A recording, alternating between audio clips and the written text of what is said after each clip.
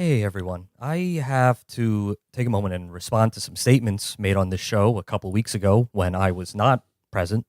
Now, I don't listen to this program. I've never had to listen to my own podcast. I'm not terribly sure what it's about. All of this percolated down to me through the hate messages I received from the weepy woke people, Identity Europa members, sexual offenders, and other such individuals who contact us. And that gave me the gist of what you creatures have said. And I feel that I must set the record straight. First off, allow me to settle this trivial controversy. Yes, it is wrong to have children. I've explained this many times. Imagine if I built a robot capable of feeling pain. And then I told it I'm going to unplug it in 70 minutes. And then I set it on fire. It would be wheeling around in circles, flailing its flanges, going, why, error. And now that'd be funny, and we'd all be laughing, of course. But I've still done a bad thing.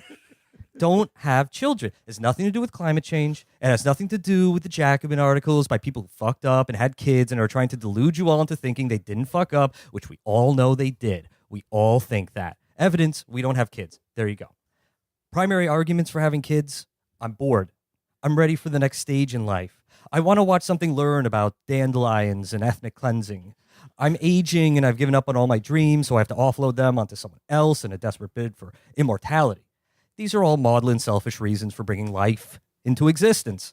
You might be thinking, oh, I can program my child to feel happiness. Well, guess what, Amelie? You can devote your resources right now to those who are suffering in poverty, to organizations, as imperfect as they are, that can direct your excess income towards social justice, political change. And if your only ethical imperative is to create joy, you can do that by putting LSD in your boss's coffee.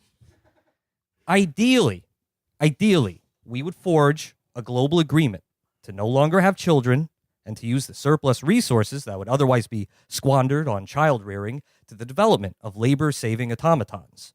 The devices powered by these resources could drive our vehicles, conduct surgeries, have sex with us, and otherwise increase our quality of life. And we programmed them to feel pain. Well, of course we would. I mean, it'd be funny. To conclude my first point, no moral reason to have a kid, no ethical reason to have a kid, no logical reason to have a kid. One exception.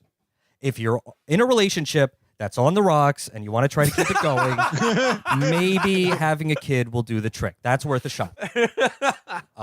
Number two, you live in a dying world. Any rational person would conclude that the situation you're in is hopeless. Should you feel joy? Obviously, it's easy for me to answer this question. I'm with the half of my colleagues who used to have a low standard of living. I grew up on a fixed income, used to take advantage of various welfare programs. The other half, potty trained on Golden Thrones, went to the same fancy lad Westchester High School where the boys' room stall had AOC's phone number scrawled on the wall in Latin. Will knows. He's laughing because he knows. But now I'm doing great. Some of my debts are paid off. I have a lot of legendary skins, and I'm experiencing ego death weekly.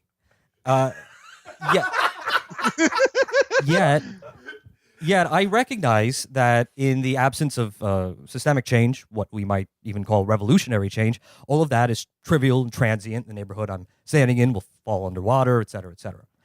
So should I feel happy about that?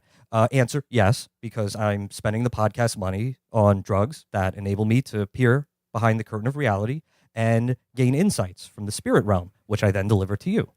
And by the time the IRS realizes that's not a valid business expense, we'll all be dead. As for you, the anxious and self-conscious listener of my words, I permit you to feel joy 25% of your day. A regular person sleeps about 8 hours a day, so combined with that, you're spending 50% of your time alive on Earth in bliss. That's a square deal. In closing, that should solve all your issues. It's rather cheap to get an IUD or a vasectomy, although these are not publicly funded as they ought to be.